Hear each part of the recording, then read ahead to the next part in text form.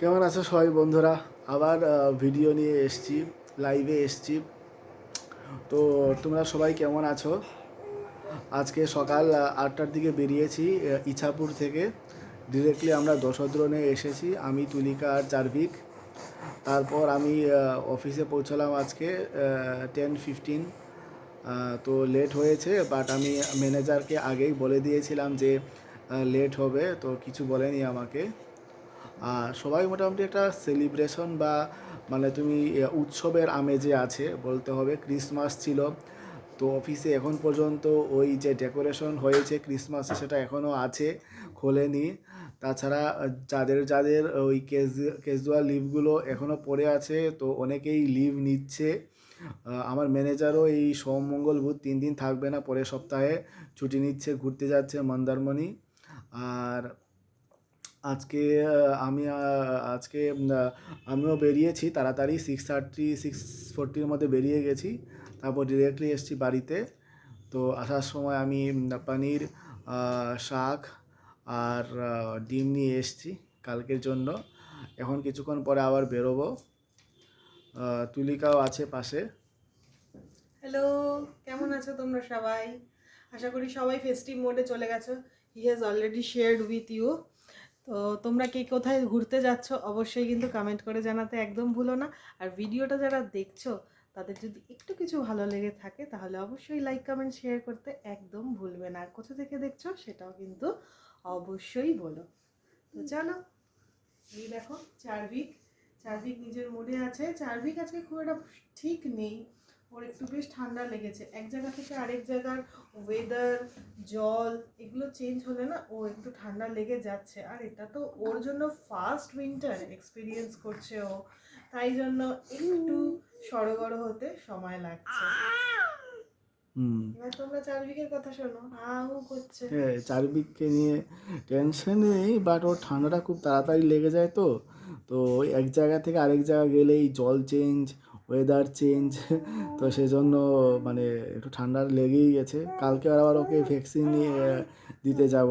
তো ডাক্তারের সাথে অলরেডি কথা হয়েছে, ভ্যাকসিন নিতে আমরা মোটামুটি 4টে 4:30টার মধ্যে ওখানে পৌঁছে যেতে হবে, কারণ ডাক্তার বললো কালকে ওনার ফ্লাইট রয়েছে, ঘুরতে যাচ্ছে কোথাও। তো আমাদেরকে তাড়াতাড়ি বেরোতে হবে। তো শনি রবি আমার ছুটি রয়েছে। 31st, আমার মানে 31স্টে মানে কলিগসরা তাড়াতাড়ি অনেকেই বেরিয়ে যাবে সেলিব্রেট করার জন্য রাতে। আমাদেরও কিছু প্ল্যান আছে, সেটা সিক্রেট থাক তোমাদের কাছে। তোমার সাথে আমি পরে সেটা শেয়ার করব। আর আর তোমাদের কেমন লাগছে এই ভিডিও সেটা কমেন্টসে জানাবে।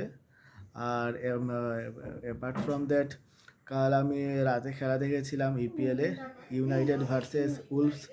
তো ইউনাইটেড 45 মিনিটস, প্রথম 45 মিনিটসে তো ফার্স্ট হাফে কোনো গোল কনসিড করেনি। তারপর ব্রুনো ফার্নান্ডেস সেকেন্ড হাফে শুরুতেই একটা লাল কার্ড পায়, তো সেজন্য ইউনাইটেড লাস্ট 40 মিনিটস 10 জনের হয়ে খেলেছে। তো ইউনাইটেড হেরেছে 2-0। তো কি বলবো, মানে ইউনাইটেড এখন 14তম পজিশনে আছে। খুবই বাজে অবস্থা, এরকম শোচনীয় অবস্থা কখনো হয়নি, আর এই অবস্থাটা দিন দিন আরও শোচনীয় হচ্ছে। সেটা সবচেয়ে খারাপ লাগছে দিন দিন, যেটা যেটা আরও দিন দিন খারাপ হচ্ছে সেটাই। কারণ জন টেন হাগ প্রথম শুরুতে এসেছিল তখন প্রথম দুটো ম্যাচ হেরেছিল, তারপর কিন্তু কয়েকটা ম্যাচ জিতেছিল, এবং শেষ পর্যন্ত প্রথম সিজনে ওরা 3 নম্বর পজিশনে ছিল ইপিএলে। দেন একটা কাপও জিতেছিল। তো আমার মনে হয় এমরিম মানে আরও সময় দিতে হবে ওকে, কারণ ওর যে ট্যাকটিক্স রয়েছে সেগুলো ইমপ্লিমেন্ট করতে বা প্লেয়ারগুলোকে বুঝতে আরও টাইম দিতে হবে, কারণ কোনো প্রি সিজন ছিল না। একটা মিড সিজনে কোনো কোচ যখন মানে ম্যানচেস্টার ইউনাইটেডের মতো কোনো একটা ক্লাবকে টেক ওভার করে বা কোচ হিসেবে আসে, তখন খুব একটা চাপ তো থাকেই। প্লাস প্লেয়াররা আমার মনে হয় না খুব একটা কমিটেড আছে, মানে এত বেশি মানে লেজি অ্যান্ড মানে কোনো ট্যাকটিক্যাল নলেজই নেই বলতে হবে। অ্যাকচুয়ালি ইউনাইটেডে আসার পরে অনেকেরই এই ট্যাকটিক্যাল নলেজগুলো আরও কমে যাচ্ছে দিন দিন। মানে কেউ যদি মানে ইউনাইটেড চেয়ে অন্য জায়গায় যায়, অন্য ক্লাবে যায়, তো ওদের পারফরমেন্স লেভেল অনেক এগিয়ে যায়। তো আমি জানি না কেন ইউনাইটেডে এটা হচ্ছে, সেটা কালচারাল প্রবলেম বা মেন্টালিটি প্রবলেম এদিকেও হতে পারে, সেটা দেখা যাক। আমার মনে হয় এই সিজনে কোনো ধরনের আশা না করাই ভালো। আগেরবার যাই হোক আমরা এফএ কাপ জিতেছিলাম, তো এবার আমার মনে হয় না আমরা কিছু জিততে পারবো, দূরের কথা মানে ইভেন 10 নম্বর পজিশনে থাকতে পারবো কি না শেষ পর্যন্ত সেটাও আমার ভয়ে রয়েছে। Finger crossed. তো বক্সিং ডেতে তোমাদের দিনটা কেমন কাটলো, মানে 26 ডিসেম্বর? তো এটা তো ইপিএলের বা ফুটবলের কথা বা ফুটবলের নিউজগুলো আমি শেয়ার করলাম এখন। আর ক্রিকেটের নিউজ যদি আমি শেয়ার করতে চাই তাহলে আজকে সেকেন্ড ডে ছিল ইন্ডিয়া আর অস্ট্রেলিয়া। অস্ট্রেলিয়া ডে ওয়ানে করেছিল 311 ফর 6 উইকেটস। তো আজকে ওরা সব উইকেট হারিয়ে 478 রান করেছে। তো আমি তো খেলা দেখতে পারিনি সকালে, বাট আমি হাইলাইটস দেখেছি অফিস থেকে আসার পরেই। তো আমি ভেবেছিলাম 350 বা 370-এর মধ্যে অল আউট করে দেবে অস্ট্রেলিয়াকে, কিন্তু স্টিভেন স্মিথ, প্যাট কামিন্স ওরা ইনিংসটাকে অনেক দূর এগিয়ে গিয়েছে। তো ফার্স্ট ইনিংসে 478 is a huge total for India. তো তারপর ইন্ডিয়া ব্যাট করতে নামে ফার্স্ট ইনিংসে প্রথমে রোহিত শর্মা প্রথমে আউট হয়ে যায় 3 রানে, মাত্র 3 রানে আউট হয়ে যায় রোহিত শর্মা।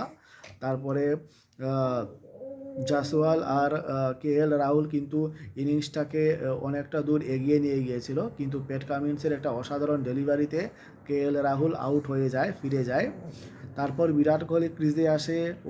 ওকে দেখে ভালোই লাগছিল, অনেকগুলো খুব ভালো ভালো শট মেরেছিল। জাসওয়ালও খুব অসাধারণ খেলেছে আজকে, কিন্তু লাস্ট সিজনে মানে লাস্ট থার্ড সেশনে এসে ওরা দুজনেই আউট হয়ে গেছে। জাসওয়াল রান আউট হয়েছে দুর্ভাগ্যবশত, আর কোহলিও আউট হয়ে গেছে। তারপর আকাশদীপ ছিল নাইট ওয়াচম্যান, ও আউট হয়ে গেছে। তো India is in big big travel. আমার মনে হয় ফার্স্ট ইনিংসে আর বেশি দিন ওরা বেশি রান করতে পারবে না। 5 উইকেটে ওরা 168 করেছে কালকে থার্ড ডে।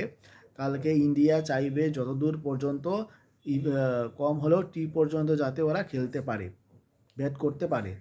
ইন্ডিয়া যাতে কাল টি পর্যন্ত ব্যাট করতে পারে, এদের সেটাই ইন্টেনশন থাকবে। যত দূর পর্যন্ত ডেফিসিটটা কমানো যায় সেটাই ইন্টেনশন থাকবে। বাট আমার যেটা মনে হচ্ছে India is on back foot, and India যদি হেরে যায় তাহলে ওয়ার্ল্ড টেস্ট চ্যাম্পিয়নশিপ ফাইনালে যাওয়ার কোনো চান্সই থাকবে না আর। তো কাল যেহেতু আমার ছুটি আছে, কালকে আমি খেলা দেখার প্ল্যান আছে, সকাল থেকেই খেলা দেখবো। বাট 6টার থেকে যেহেতু খেলা শুরু হয়, তো 6টার দিকে উঠতে পারবো না, 7টা 7:30টার পরেই খেলাটা দেখবো। আর আবার খেলা হচ্ছে তোমার পাকিস্তান সাউথ আফ্রিকা।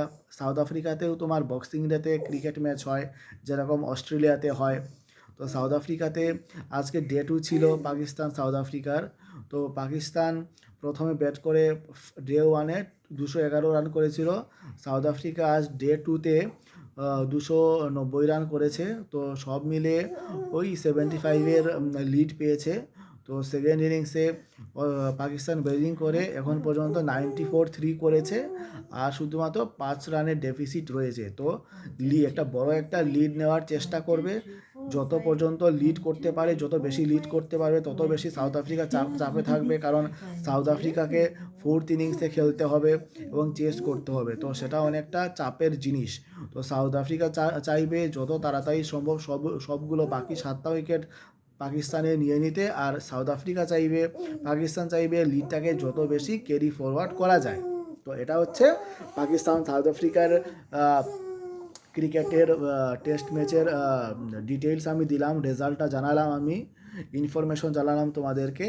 আর জিম্বাবুয়ে ভার্সেস আফগানিস্তানেরও ম্যাচ হচ্ছে, তো সেটাও তোমাদেরকে আমি জানাচ্ছি যে জিম্বাবুয়ে ভালোই খেলেছে, প্রায় 500 রান করে নিয়েছে আফগানিস্তানের সাথে। তো জিম্বাবুয়ের ক্রিকেটও ধীরে ধীরে এগোচ্ছে।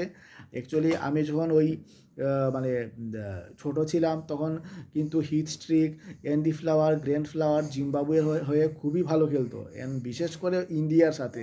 গ্র্যান্ড ফ্লাওয়ার, অ্যান্ডি ফ্লাওয়ার তো বিশেষ করে অ্যান্ডি ফ্লাওয়ার তো ইন্ডিয়াকে সাথে খুবই ভালো খেলতো। তো সেই ইস্যুতেই জিম্বাবুয়েকে ভালো করে চিনি। কিন্তু তারপর থেকে ওদের দেশে যেরকম বৈষম্য, মানে বর্ণ বৈষম্যর জন্য অনেকটা দূর পিছিয়ে গিয়েছিল, তো আবার এগোনোর জন্য চেষ্টা করছে জিম্বাবুয়ে ক্রিকেট। তো আমি সবসময় সাপোর্ট করব জিম্বাবুয়ে ক্রিকেটকে। আফগানিস্তান ক্রিকেটকেও আমি সাপোর্ট করব, বাট জিম্বাবুয়ে ক্রিকেটকে আমি আরও বেশি সাপোর্ট করবো আমার মনের দিক থেকে। তো বন্ধুরা, এটা হচ্ছে ক্রিকেটের ডিটেলস, আমি তোমাকে জানালাম, সবাইকে জানাচ্ছি ক্রিকেটের ডিটেলস। আমি খুব ক্রিকেট ফুটবল দুটোই খেলা দেখতে পছন্দ করি। আমি ছোটোবেলা থেকেই ক্রিকেট খেলতাম, বিশেষ করে ক্রিকেট আমি খেলতাম, কিন্তু ফুটবল আমি খেলতাম না। কিন্তু কলেজ থেকে আমি ফুটবল খেলাটা দেখা শুরু করি, বিশেষ করে ইংলিশ প্রিমিয়ার লিগের।